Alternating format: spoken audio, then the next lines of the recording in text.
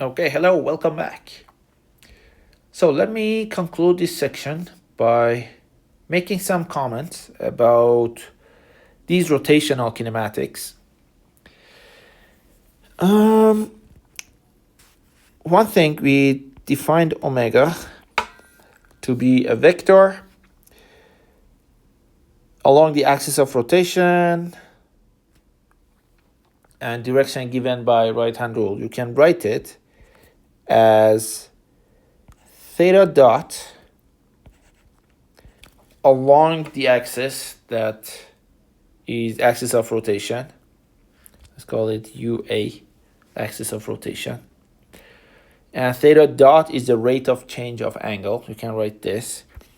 And equivalently alpha, you can write it as omega dot without it, or you can write it this way, or you can write it as omega dot UA, or you can write it as theta double dot UA.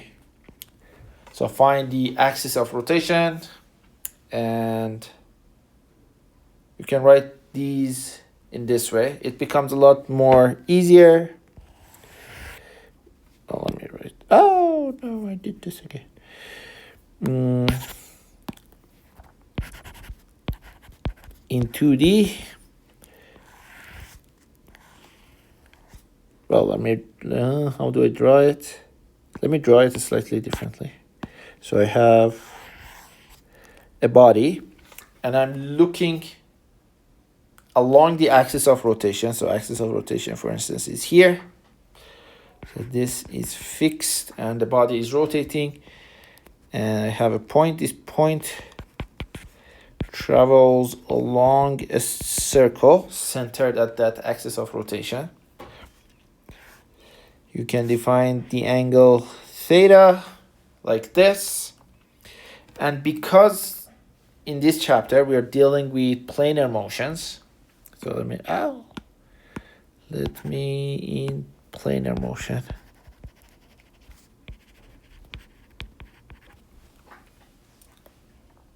Always the axis of rotation remains fixed, and if it's even not a pure rotation, nonetheless the axis of rotation will always remain perpendicular to the plane of motion. So in this case, actually you can make your life slightly easier depending on the problem by ignoring about the vector form, only work with the scalar notations of you have theta, you have omega, and you have alpha. And this one is theta dot, this one is theta double dot. Assume a positive direction. And because all of these are along the same axis, perpendicular to the plane that we are looking at, just working and adding and subtracting and everything in a scalar form would work. But note that you need to properly define your positive direction.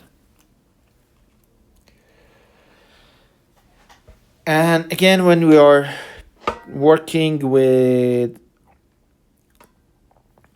planar motion, working with these scalar forms, you can do all sorts of stuff. So let me write it again. I have theta. Omega is theta dot. Alpha is omega dot equal theta double dot. And with these, you can go back and remove notion of time from these equations. You can write, remember, let me write it here. Reminder. In translational motion, we had ADS equals VdV.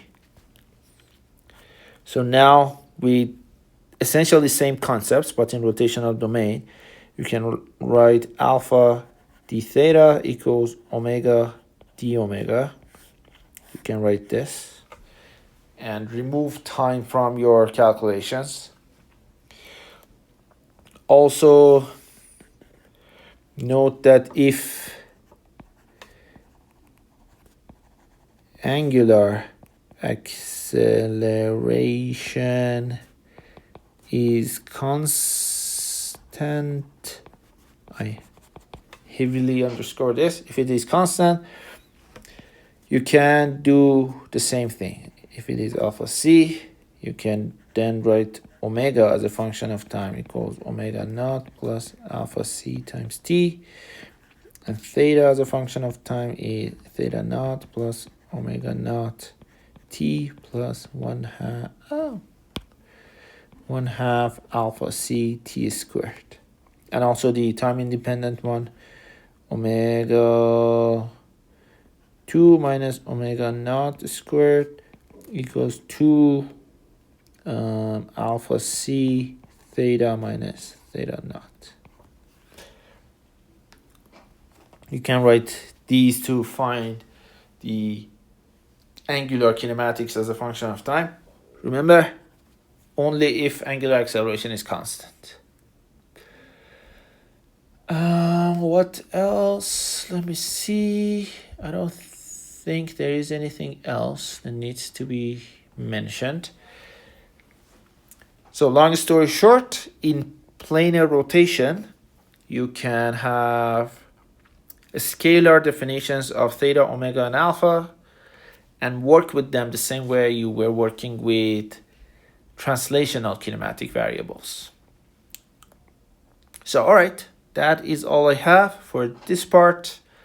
And we continue looking at rotations, but instead of angular rotation, rotations are, or kinematics of points on rotating bodies in the next class. So I'll see you next time.